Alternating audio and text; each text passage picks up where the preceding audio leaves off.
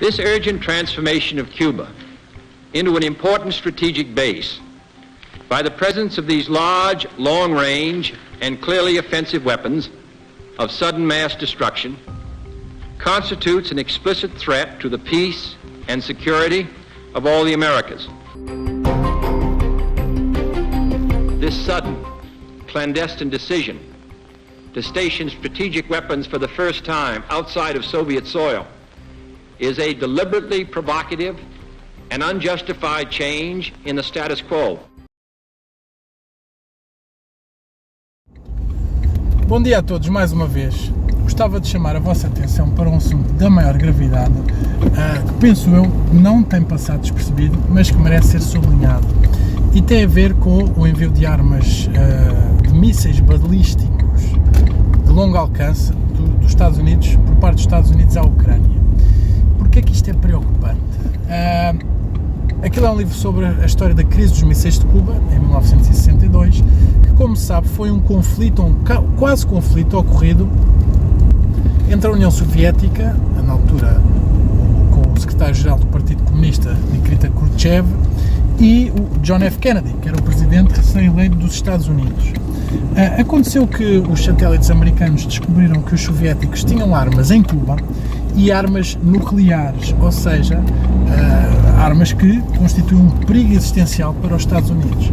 O Kennedy, quando teve conhecimento daquela situação, o mundo susteve um pouco a respiração porque não sabia se ia haver uma retaliação. Ele ameaçou, deu 48 horas ao Khrushchev para retirar as armas de Cuba. Caso contrário, poderia ter início uma guerra nuclear. Foi o ponto da história da humanidade em que o mundo esteve mais perto do Armagedão e da destruição. My new book tells the story of one of the most extraordinary events in world history since 1945. The Cuban Missile Crisis brought the world closer to the edge of the abyss of nuclear conflict, of probable extinction.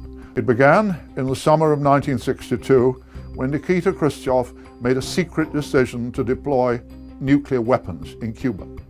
Then on the 22nd, President Kennedy addressed the American people. And for 6 days after that, the world held its breath. Claro que aí imperou o bom senso. O Khrushchev, sim senhor, concordou que retiraria os mísseis de Cuba, e o Kennedy, isto foi um protocolo secreto, mais tarde revelado, o Kennedy concordou que a NATO retiraria os mísseis que tinha na Turquia. Porquê? Porque o Kennedy deixou isto secreto, não queria mostrar fraqueza perante a opinião pública americana, mas reconheceu que a NATO ter mísseis na Turquia, repare-se, na Turquia, era uma ameaça existencial para a própria União Soviética, e reconheceu que o Khrushchev tinha razão. Aliás, foi isso que motivou a ação do Khrushchev de meter os mísseis em Cuba. Foi mesmo para chamar a atenção do Kennedy para este retirar os mísseis da Turquia, o que veio a acontecer. Mas para dizer o quê? As armas nucleares mudaram a face das relações internacionais, não é? Basta ver que a guerra entre a Rússia e entre a União Soviética, e os Estados Unidos após a Segunda Guerra Mundial é chamada Guerra Fria precisamente por isso. Há uma guerra ideológica, económica e política, o capitalismo democrático de um lado, o comunismo ditatorial e estatizante do outro, mas nunca houve um confronto direto. Houve vários polos de confronto indiretos, incluindo as ex-colónias portuguesas, cujas fações eram apoiadas por ambos os lados. Houve conflitos, por exemplo, no Vietnã, na Coreia do Norte, mas nunca houve um confronto direto, porque não pode haver um confronto militar direto entre duas potências nucleares, porque na altura em que uma delas decide utilizar a bomba atómica, o mundo corre o risco de acabar. As armas nucleares funcionam como um meio de dissuasão, quer dizer que as potências têm armas nucleares, raramente abdicam delas. Isso aconteceu com o Gaddafi, com o resultado que sabemos, né? Depois foi morto e assassinado. Morto e assassinado, isto é uma redundância, mas foi assassinado por uma intervenção da NATO ilegítima, diga-se de passagem, mas isso é outra história.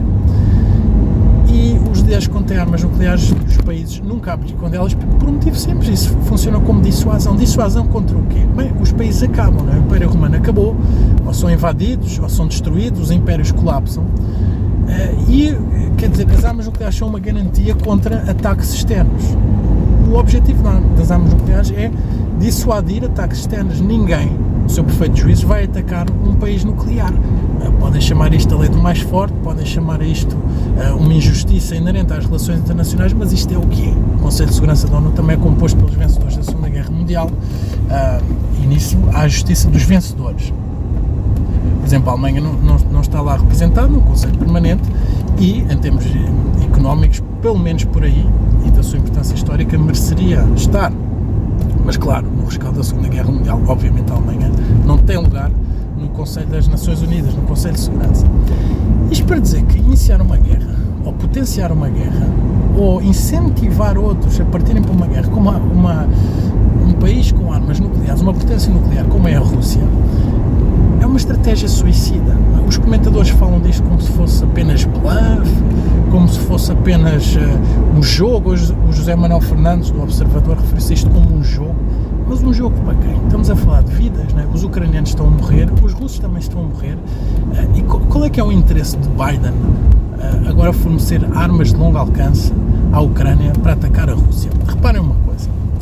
A doutrina nuclear convencional, isto tem a ver com a aplicação das armas nucleares, o seu uso e também a sua razão de ser. As armas nucleares visam prevenir ameaças existenciais aos países. O que é que são ameaças existenciais? São ameaças que visam acabar ou destruir um país. Quer dizer, a mesma coisa, se alguém entrar na minha casa, se eu tiver uma arma, se eu achar que estou em perigo de vida, eu vou usar essa arma. Se eu achar que é uma ameaça existencial, a pessoa tem o direito, é quase um direito à autodefesa, não é? As armas nucleares também servem para isso. O que é que se considerava ameaças existenciais? Precisamente o uso de armas nucleares. Portanto, um país na doutrina nuclear convencional teria direito a utilizar armas nucleares se sentisse que ia ser atacado nuclearmente por outro país. Isto é uma coisa até um bocadinho tautológica, é evidente. Simplesmente a 25 de setembro deste ano, já antecipando o curso de eventos que veio efetivamente a ocorrer, o Putin reuniu-se com o Conselho de Segurança russo e expandiu a sua doutrina nuclear no sentido de dizer precisamente que considera os mísseis de longo alcance, e obviamente está-se a referir aos mísseis de longo alcance, no caso presente da Ucrânia, dados ou concedidos ou emprestados ou vendidos pelos Estados Unidos, que é o que está a passar. A França também pondera isso, mas a França está mais perto da fronteira russa, penso que terá bom senso.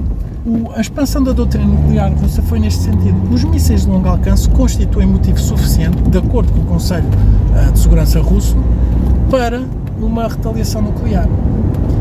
Ora, o José Manuel Fernandes pode chamar a isto bluff. O Joe Biden pode fazer os seus jogos de guerra, que tem muito a ver com o ressabimento do Partido Democrático com esta derrota, não é? Porque sabe que o Trump quer aliviar as tensões e não aumentá-las no conflito russo-ucraniano.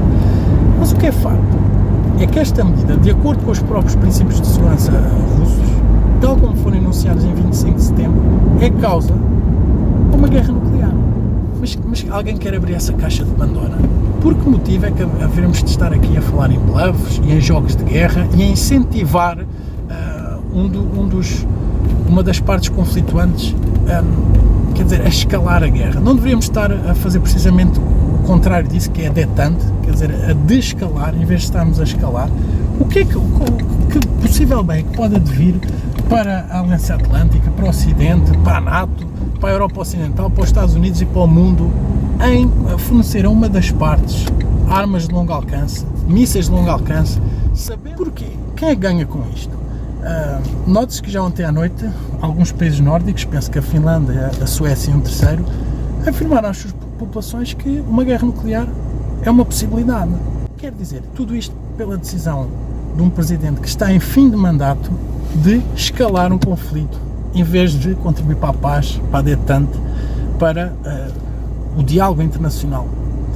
Eu pergunto-vos se acham isto sensato, se acham isto lógico, se acham isto racional, e se não deveríamos falar das coisas com outra seriedade, com outra ponderação, com outra gravidade, em vez de andar a chamar isto jogos e chantagens e bluffs, por que não dizer as coisas, chamá-las pelos nomes, em vez de estarmos aqui com eufemismos?